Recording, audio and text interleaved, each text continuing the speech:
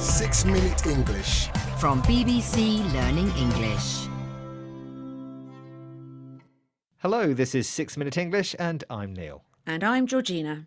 Now, Georgina, what do you know about freediving? Freediving is a sport where people dive underwater as deep as they can without carrying air tanks, so just by holding their breath. That's right.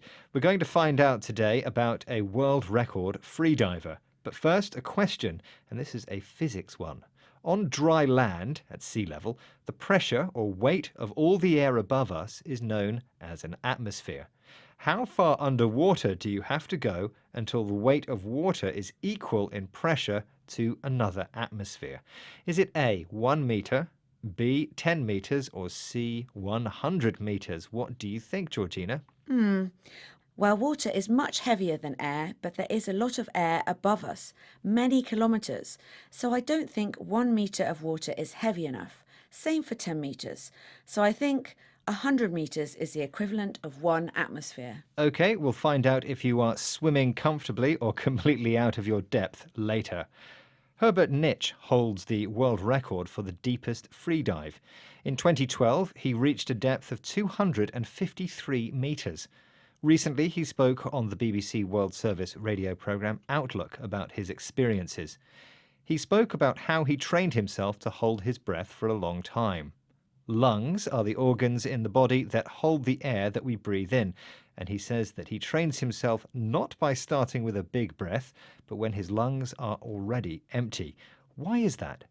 The reason why I do it on empty lungs is that the urge to breathe comes earlier, and this is when the training starts.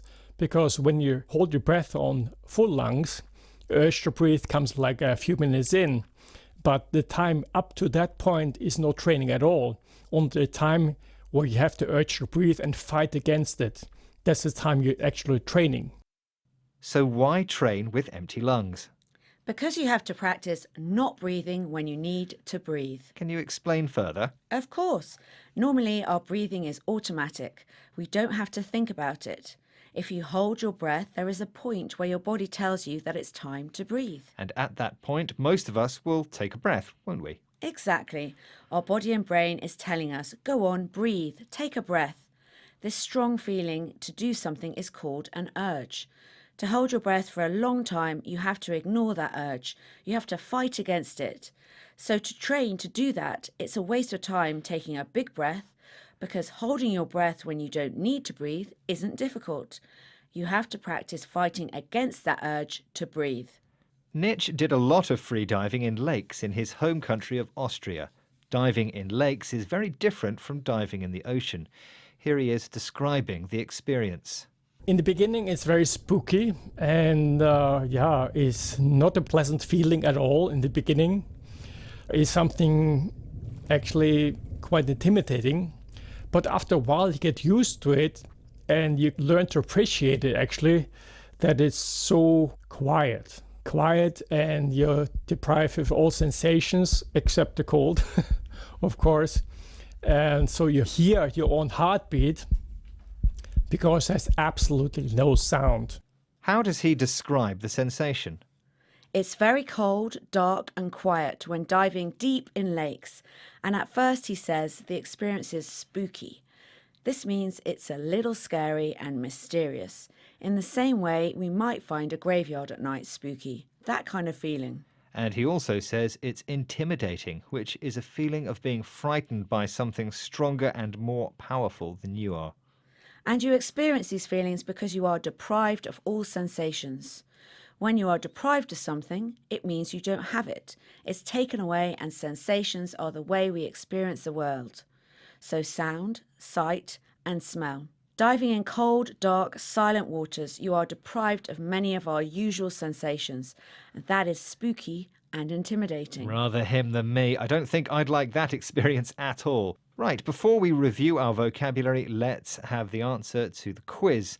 How far underwater do you have to go until the weight of water is equal in pressure to another atmosphere? Georgina, what did you say?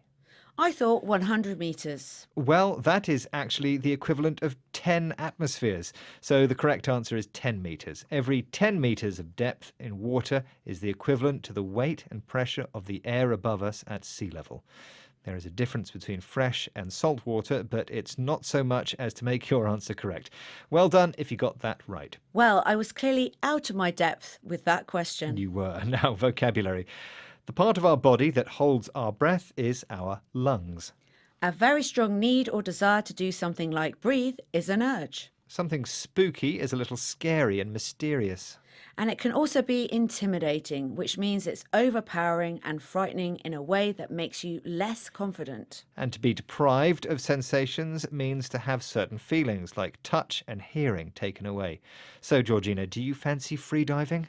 Well, would I like to go hundreds of metres down in cold, dark, silent water without any breathing equipment? Let me think about that.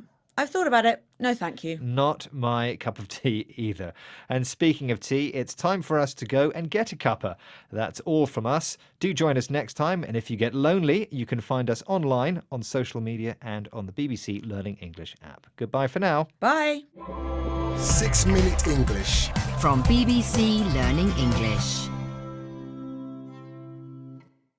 Hi everyone, we hope you enjoyed that video and thank you very much for watching. We have so many more just like it, so if you don't want to miss a single one, make sure to subscribe and we will see you regularly. Hope to see you soon.